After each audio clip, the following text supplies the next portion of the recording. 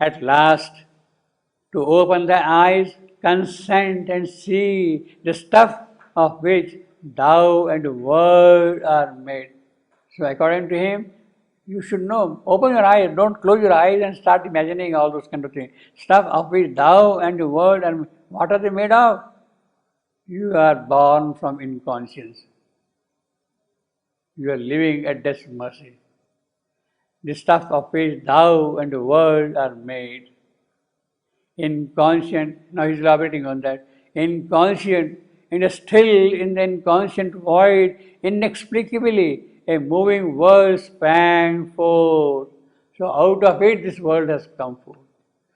A while secure, happily insensible, it could not rest content with its own. It has come out, but now helplessly it has to do something because it has come into existence. It could not rest content with its own truth. I am here somehow. Don't ask me how. Now, after having come here, I become restless, try to find out this thing, that thing, etc. Inconscient in the still. Now here, inexplicably moving, a world sprang forth. Inexplicably.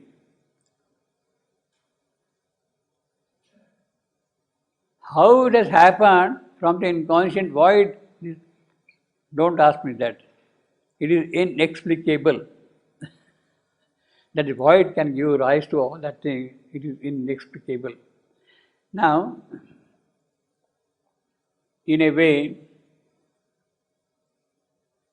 this is rebuttal also of Shankaracharya's theory of illusion. This is all Maya, Mithya, false, illusion. But then out of the truth, how has that illusion arisen? How out of truth, out of Satya, how has Mithya come? When you insist him to answer that, then he says, it is inexplicable. It is inexplicable. Anirvachaniya, that is the phrase, that's the word here. Anirvachaniya. It cannot be vachaniya, it cannot be expressed, it cannot be anir, it cannot be anirvachaniya, inexplicable. So, he is borrowing Shankara's theory of illusion and saying, out of the inconscient void it has sprung up. How? Inexplicable. Keep quiet. A while secure, happily insensible, it could not rest content with its own truth. So, according to Shankara, therefore, if the world is an inexplicable illusion, and if it is mithya, if it is false, it is an illusion, the best way is get out of it, forget about this world, and go and live up there in the world of truth. There is nothing here, go and live there. In other words, there is absolutely no possibility of a divine manifestation in this world of illusion, according to him. So, Shankaracharya is a kind of a death of another type. This man saying from here, he says from there. You forget about this creation and go and live up there.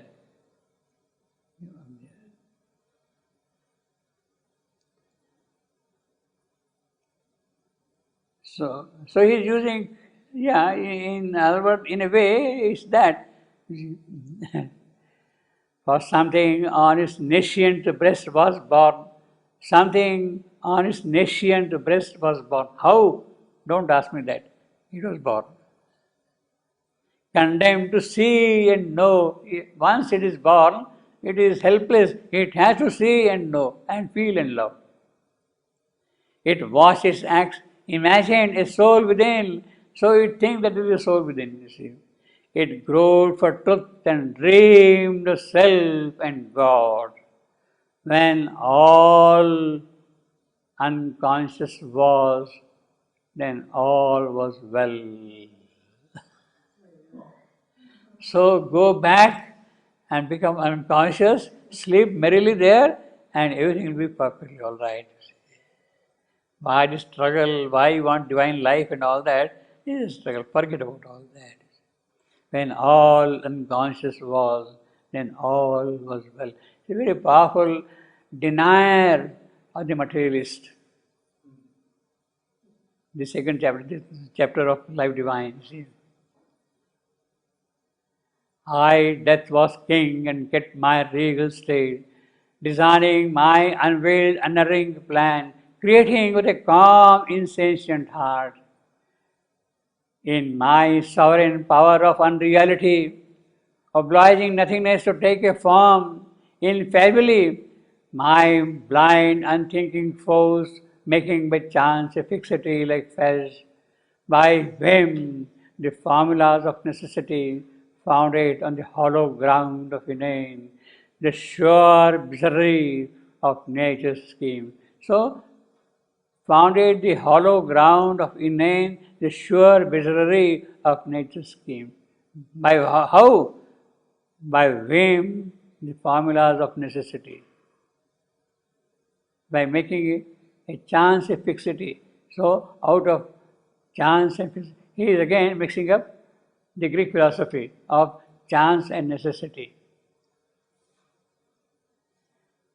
And it's all because of me. And then he makes a Sankhya statement. He employs how it happened by employing the Sankhya process of material creation. What is the Sankhya process of material creation? This is what he is going to briefly tell.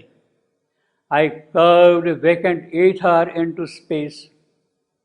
This whole vacant space into, out of ether I made first space.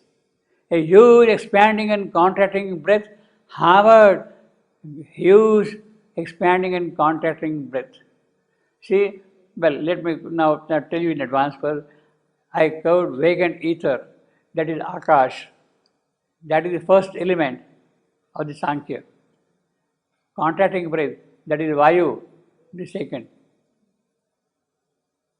The ether, the air, breath, that is second element. Third, fire.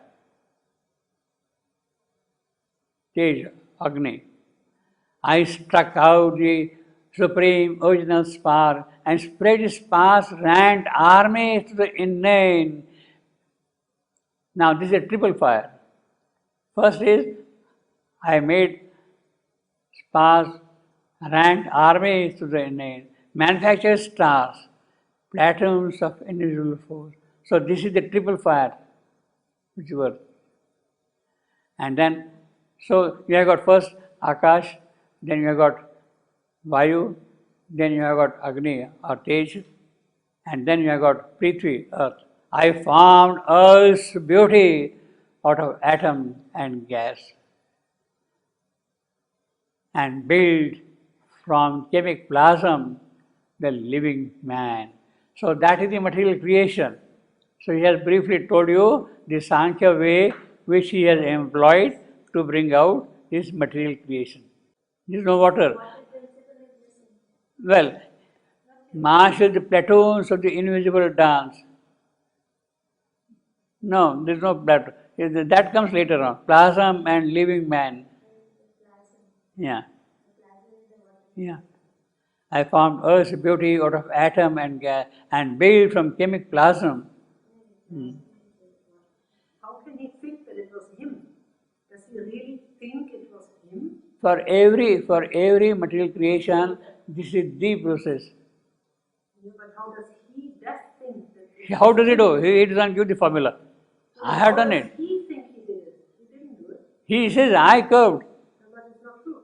Well, that is what he is asserting. Yeah, but how can he think this? Well, he can assert. He just You see, because there is no other creator. If everything has come out of my sovereign power, But how does he think it was him? he is asserting. He is asserting. he is asserting. He doesn't do that. He is asserting. How can he tell us then? He says, after all this material creation, because ultimately everything goes back to me. No, it's also not true. That is what he is asserting. Yeah. You see, that is what you are asserting. He is asserting. Now, actually, That's what you think. he is asserting. He is giving his philosophy, his way of doing things. But he knows he didn't do it. No. And he is employing the correct method. For any material creation out of non-material thing, you have to follow the Sankhya process of material creation. Akash, Vayu, Agni, Aap, and Prithvi. Actually, we have got a very beautiful discussion of that. We have already seen in the Book of Eight how Narada is coming. So this one, he is also contradicting himself because just the last he said here I formed Yeah, Earth's beauty out of he so. confirmed that there is a beauty. So before he didn't Before he denied it. yeah he denied the beauty of the earth. Out of atom and gas, well, that beauty is not in that sense of what we call beauty. Yeah. See, after all, my creation, you see, after all, it's my creation, therefore it is for me always beautiful.